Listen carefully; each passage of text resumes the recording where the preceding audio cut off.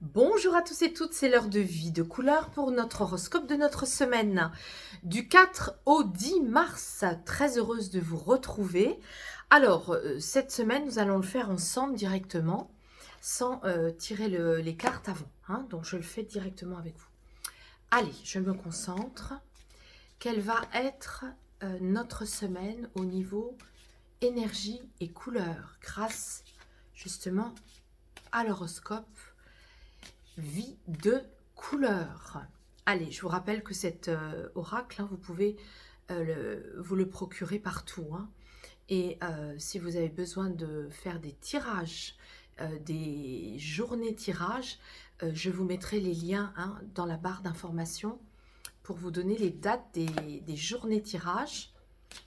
Il y a d'ailleurs à ce propos aussi, je voulais vous dire cette semaine, le 9, donc samedi de la semaine prochaine, un atelier des déesses. Il reste encore une place, si vous voulez vous inscrire. C'est de 10h à 18h. Un atelier des déesses dans mon cabinet à Paris 15e. Je vous laisserai le lien également en barre d'infos.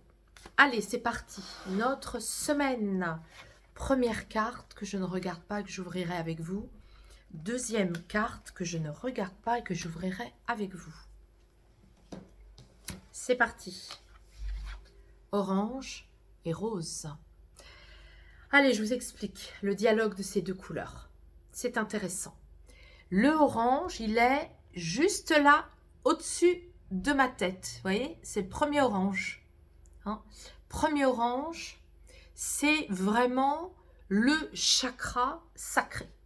Chakra sacré, énergie de vie, énergie de procréation, énergie de vibration de vie, bouger, émotion.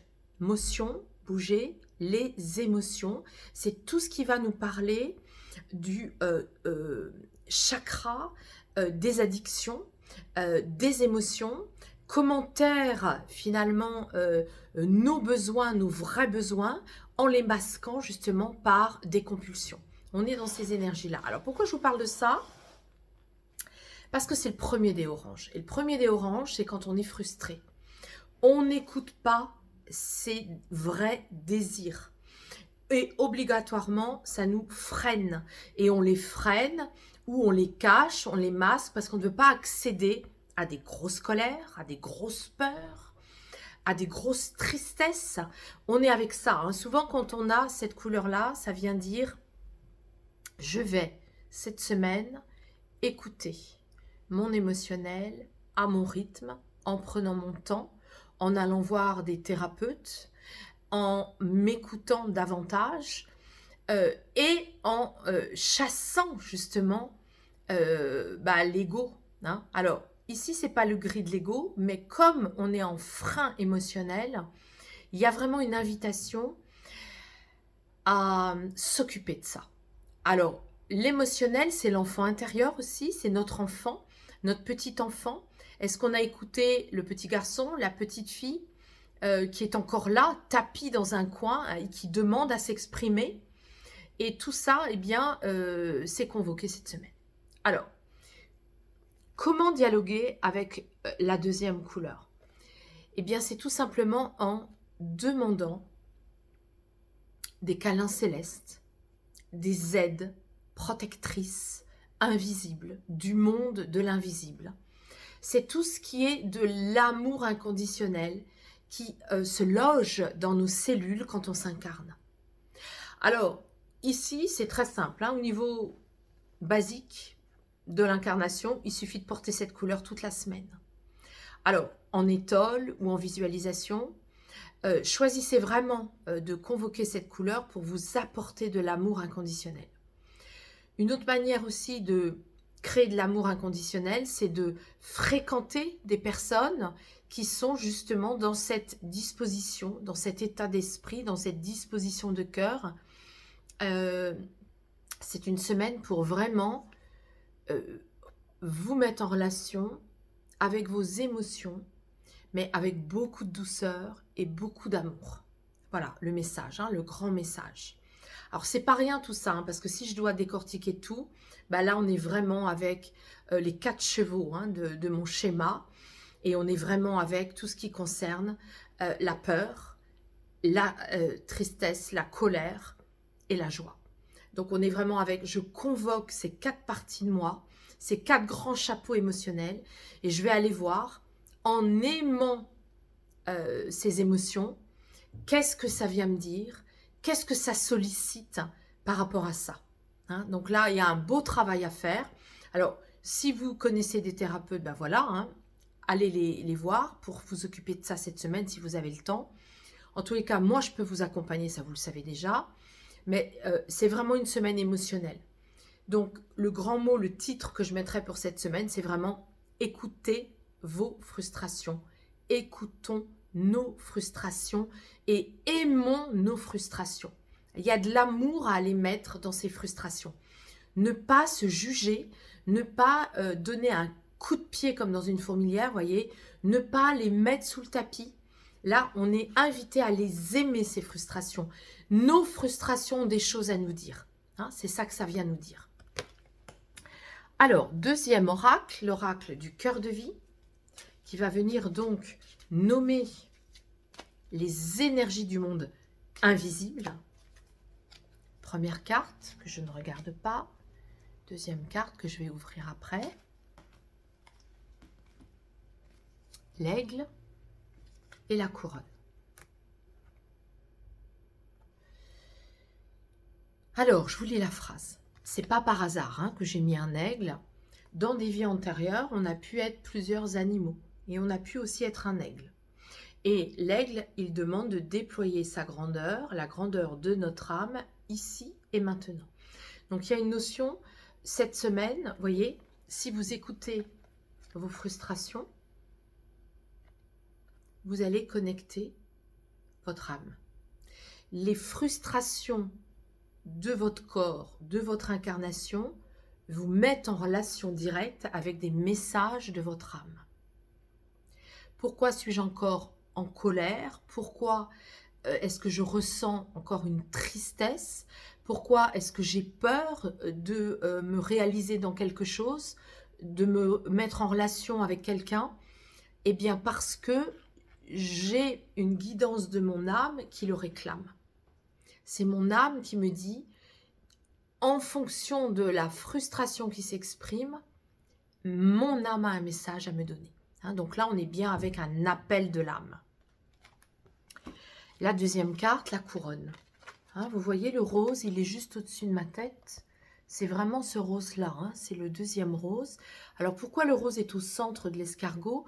Parce que c'est vraiment l'énergie qui nous habite cellulairement. Hein, c'est l'énergie d'amour, on revient avec ça. On a une sidération de conscience quand on part, quand on meurt et quand on récupère la connaissance, mais au fil de notre vie. Et donc, il y a encore un oubli, mais pour autant, on est complètement baigné dans de l'amour inconditionnel. Mais on ne le sait pas. Donc, le coronal, il vient nous dire quoi? La couronne, hein, de reprendre sa direction, sa couronne, qui est le siège de notre élévation spirituelle et qui est le centre énergétique de la guidance de notre âme. Donc, on a bien ici, vous voyez, cette semaine, c'est une semaine d'élévation spirituelle qui passe par les émotions. Donc, c'est une semaine par l'amour inconditionnel. Nous nous reconnectons, nous nous relions justement à cette couronne vibratoire qui renferme toutes nos mémoires d'âme. Et parce que nous allons y mettre de l'amour, que de l'amour, et pas du raisonnement, et pas de l'explication, et pas de la justification, nous allons simplement écouter nos frustrations pour nous reconnecter à la guidance de notre âme et relier justement ce qu'on appelle justement cette